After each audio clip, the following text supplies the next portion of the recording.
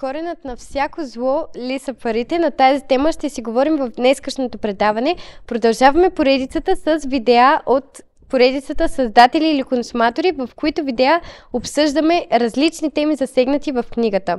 Аз съм Александра Кантарели и всъщност в днескашното предаване искам да обсъдим едно всеобщо вярване, че парите са корена на всяко зло. Защо го казвам? Не е случайно, защото има такава тема в книгата, която е именно дали парите сами по себе си са лоши като мотив. Какво значи това? Въпросът е дали е лошо, ако човек се привлича от парите и ги използва за свой мотив и за причината зад неговите действия. Не, това не е нещо лошо. Защо? Защото парите сами по себе си са инструмент, те не са цел. Те са измислени от нас хората и са инструмент за постигане на друг тип цели. Така че парите сами по себе си не са лоши. Това, което може да е лошо или добро, е целта, която стои зад тях. Ако вие искате да спечелите пари просто за лична изгода, за задоволяване на своите битови нужди, да, тогава парите са лоши, защото това са егоистични нужди.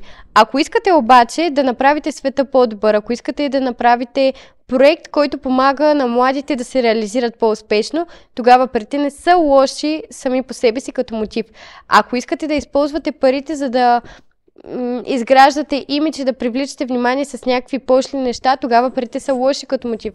Но идеята е, че парите сами по себе си не са нито нещо лошо, нито нещо добро, те са просто инструмент и от действията, за които искаме да ги използваме, зависи дали са нещо лошо или нещо добро като мотив.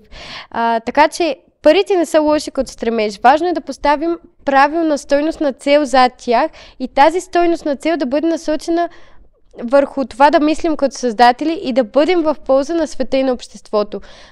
Парите не са нещо лошо, те дори са нещо добро, което може да ни помогне да осъществяваме своите цели. Важно е да имаме добри цели, които са полезни и за другите. Говорихме си в едно от предходните предавания за принципа win-win-win-win.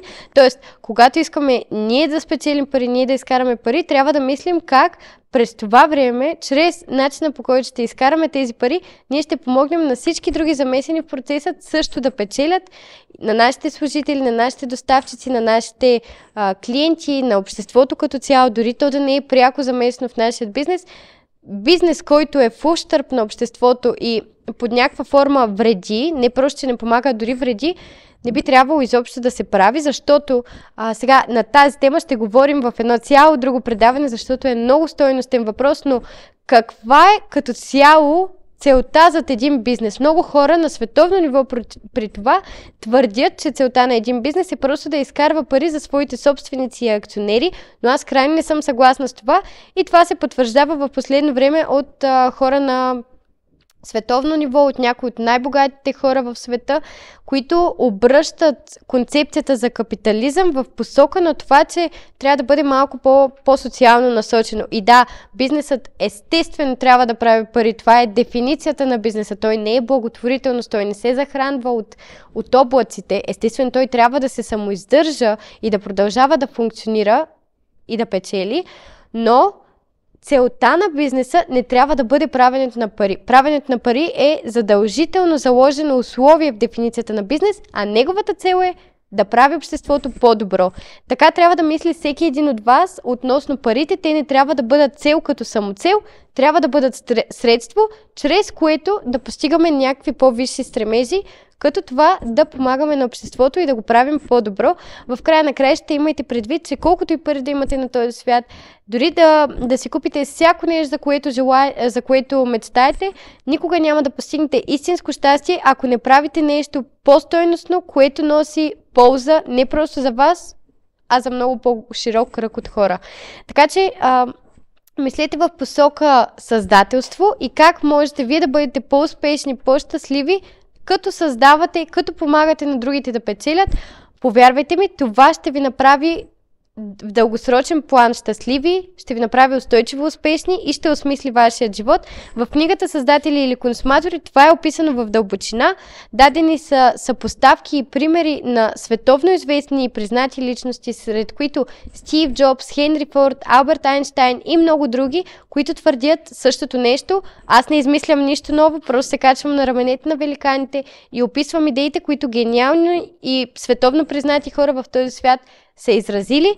Просто ги събирам на едно място и ви ги давам под формата на теорията създатели или консуматори, която има за цел да помогне на всеки един от вас да се превърне в истински създател, да бъде по-успешен, по-щастлив, да осмисли живота си, докато е в полза на обществото и на света. Аз съм Александра Кантарели и ще продължим с казусите в следващите предавания, а в това предаване ви предизвиквам да ми напишете в коментарите какво мислите вие за парите, били ли са някога те ваш личен стремеж или пък имате някакви други типове цели. Кажете какво е вашето мнение и нека влезем в дебат под коментарите, дори да сте в разрез с моите разбирания. Това е още по-добре, защото когато хората имат съпротива, те стават по-добри, оборват теориите си, надграждат ги, намират повече аргументи в тяхна полза или пък виждат резон в чуждото мнение. По този начин можем да тренираме стратегическото си и критично мислене, а за по-смелите от вас, заповядайте в нашото студио на TLC Academy Tuscany тук в София, където да дебатираме на живо всякакви казуси.